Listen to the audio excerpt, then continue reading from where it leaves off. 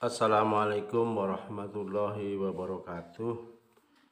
Alhamdulillah wa syukurillah wala haula wala quwata illa billahil azim, amma ba'du. Salam jumpa lagi anak-anak.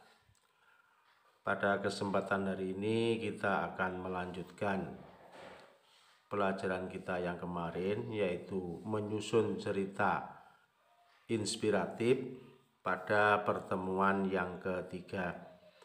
Namun sebelumnya, semoga anak-anak kalian semua tetap keadaan sehat walafiat, tidak kurang suatu apa, dan tetap semangat dalam mengikuti pelajaran jarak jauh ini. Baiklah anak-anak, dalam pertemuan kita yang ketiga ini,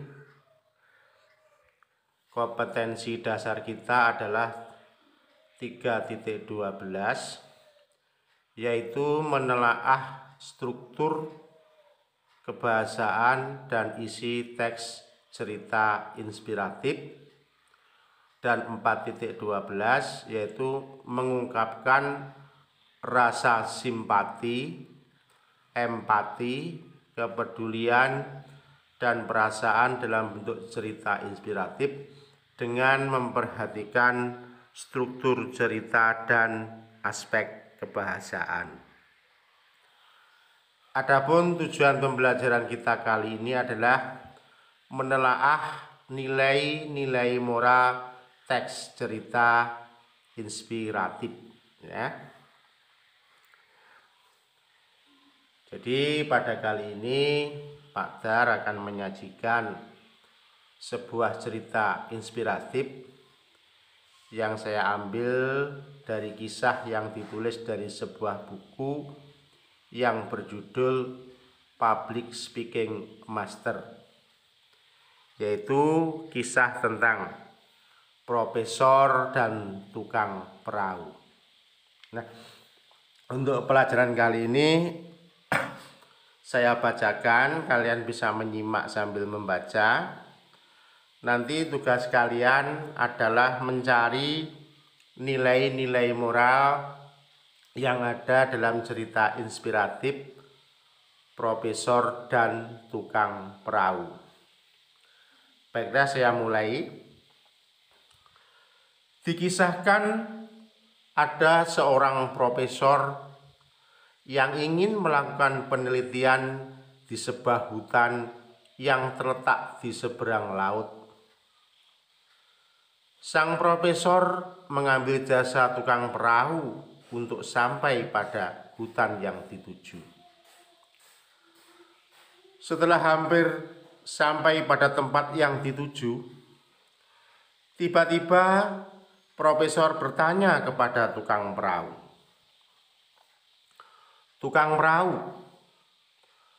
apakah Anda pernah belajar geologi?" "Tidak pernah, Pak. Saya tidak mengerti apa itu geologi," jawab tukang perahu. Sang profesor kemudian berkata lagi, "Berarti Anda kehilangan 30% dari hidup Anda karena Anda tidak pernah belajar geologi." Selang beberapa saat waktu, sang profesor bertanya lagi kepada tukang perahu, "Tukang perahu, apakah Anda tahu tentang ilmu botani?" Tukang perahu menjawab, "Saya tidak pernah belajar tentang hal itu, Pak." Sambil menggeleng-gelengkan kepala, sang profesor berkata lagi, "Wah, Anda sudah kehilangan 30% lagi dari hidup Anda karena Anda tidak pernah belajar ilmu botani. Perahu terus melaju dan profesor bertanya sekali lagi kepada tukang perahu, "Tukang perahu, apakah Anda pernah belajar tentang geografi?" Dengan rasa malu dan kepala tertunduk, Menjawablah si tukang perahu, "Saya tidak mengetahui apa itu geografi, Tuan Profesor." Profesor berkata, "Berarti Anda sudah kehilangan 90% dari kemampuan hidup Anda, karena Anda tidak pernah belajar hal-hal yang sangat penting itu." Hari semakin sore, angin semakin kencang, dan ombak laut semakin besar, dan akhirnya menerpa perahu hingga terbalik.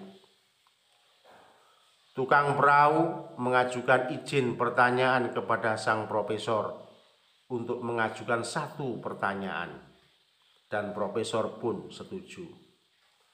"Pak Profesor, apakah Anda pernah belajar berenang?" Di tengah kepanikan karena takut tenggelam, sang profesor menjawab, "Tidak, saya tidak pernah belajar berenang."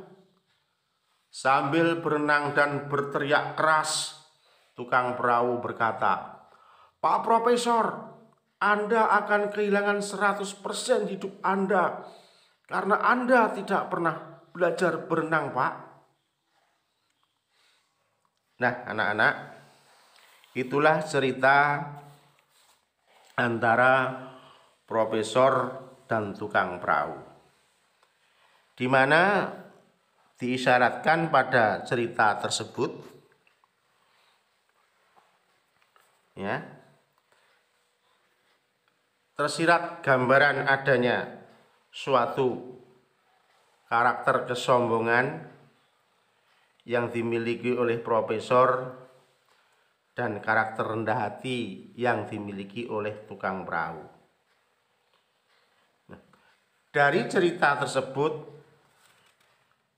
kita bisa menangkap adanya isyarat bahwa Tuhan menciptakan manusia dengan berbagai karakter yang berbeda,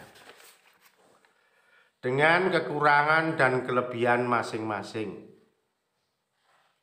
Sementara itu, dan semua itu dimaksudkan bukan untuk saling mengejek, bukan untuk saling menghina, dan bukan suatu hal yang bersifat berbeda. Tetapi semua perbedaan yang ada itu dimaksudkan adalah untuk saling melengkapi antara manusia yang satu dengan manusia yang lain.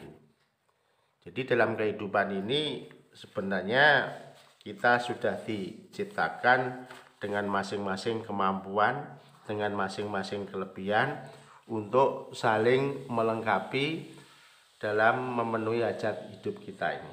Nah, gambaran sekilas tersebut anak-anak, saya harapkan bisa membantu kalian untuk menjawab pertanyaan tugas berikut ini, yaitu tugas kalian adalah menuliskan beberapa pesan moral dari cerita inspirasi tersebut.